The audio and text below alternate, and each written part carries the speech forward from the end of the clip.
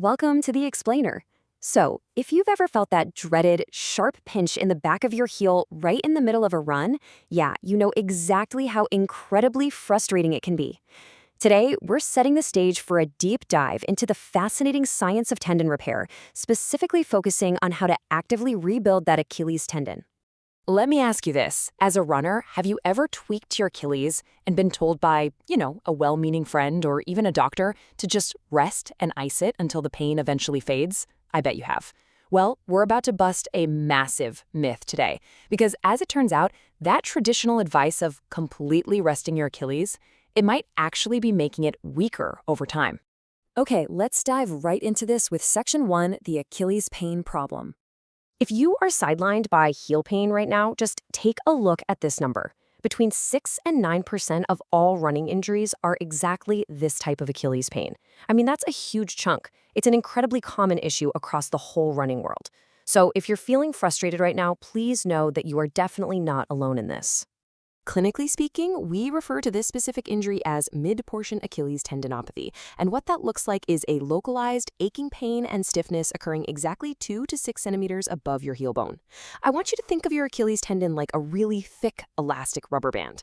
With every single stride you take, this robust piece of tissue acts like a powerful spring, right? It's storing and releasing energy. But when things go wrong, that spring gets super stiff and painful. So what actually causes this? Let's move to Section 2, why your heel hurts. The primary drivers for overloading your Achilles usually come down to two main culprits.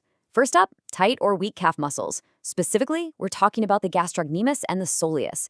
If those muscles are weak, they just can't absorb impact properly, and your Achilles tendon ends up taking on way too much force.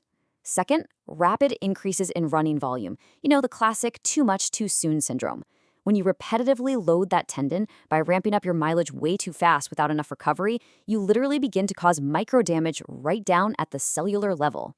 But there is good news. Let's look at Section 3, the controlled loading solution.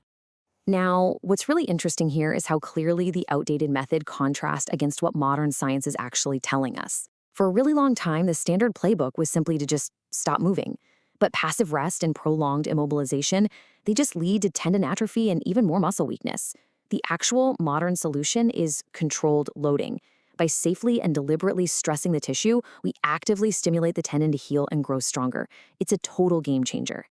And this happens through an amazing biological process called cellular remodeling, or mechanotransduction.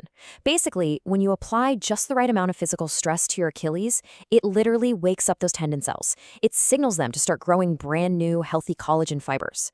Think back to our rubber band analogy, right? Instead of just tossing that rubber band in a drawer where it's going to become brittle and weak, you are slowly, safely stretching it so it actually thickens up and becomes much harder to snap. So the crucial point is how we actually do this. Section 4, 3 essential rehab exercises. Here is your rebuilding toolkit. These are 3 specific, highly researched movements that we're going to use to rehabilitate your lower leg.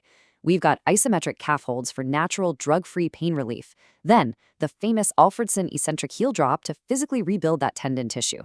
And finally, the bent knee calf raise to really build up your muscular shock absorption.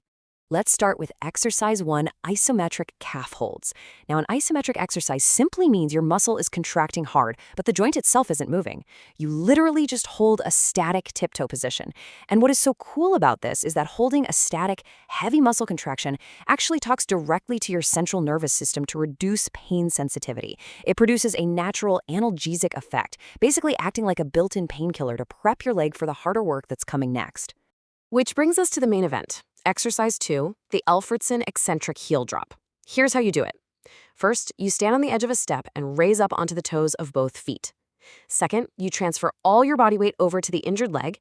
And third, and guys, this is the magic part, you slowly lower the heel below the edge of the step over a 4 to 6 second count. This slow lengthening phase is called an eccentric contraction, and it places high mechanical stress directly on the tendon. This directly targets and lines up brand new collagen fibers exactly where you need them, right in the mid-portion of the Achilles. Finally, we have exercise 3, the bent knee calf raise. For this one, you just do a normal calf raise, but you keep your knees bent at about an 80 to 90 degree angle the entire time. Why? Well, because bending the knee physically shortens the large upper calf muscle, the gastrocnemius. and that forces the deeper muscle underneath it, the soleus, to do all the heavy lifting. Strengthening the soleus is absolutely vital because it acts as your primary shock absorber every single time your foot strikes the ground. And this brilliantly illustrates our next point, Section 5, Rules for Safe Recovery. I really want to demystify the pain monitoring model for you here. You absolutely do not need to be completely pain-free to do your rehab. In fact, mild discomfort during these exercises is perfectly fine. Hitting a 2 or a 3 out of 10 on the pain scale during your eccentric drops is totally acceptable. But here's the golden rule, the 24-hour rule. Any soreness or pain you feel must return to your baseline normal by the very next morning. If it does, congratulations, you are loading the tendon perfectly. That being said, you absolutely must listen to your body. There are clear clinical red flags that tell you you've pushed too far. You need to stop immediately if your pain worsens as the warm-up or the session continues. Stop if the pain is bad enough to keep you awake at night, if it visibly alters your running gait, or if you start to see joint swelling.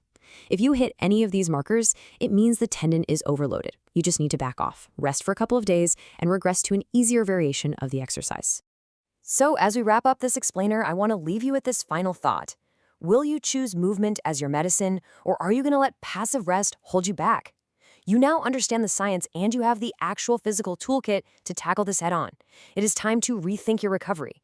Instead of just waiting around for the pain to miraculously fade, you can take control and actively rebuild your Achilles tendon. Get out there, start loading safely, and build a stronger foundation for your running journey.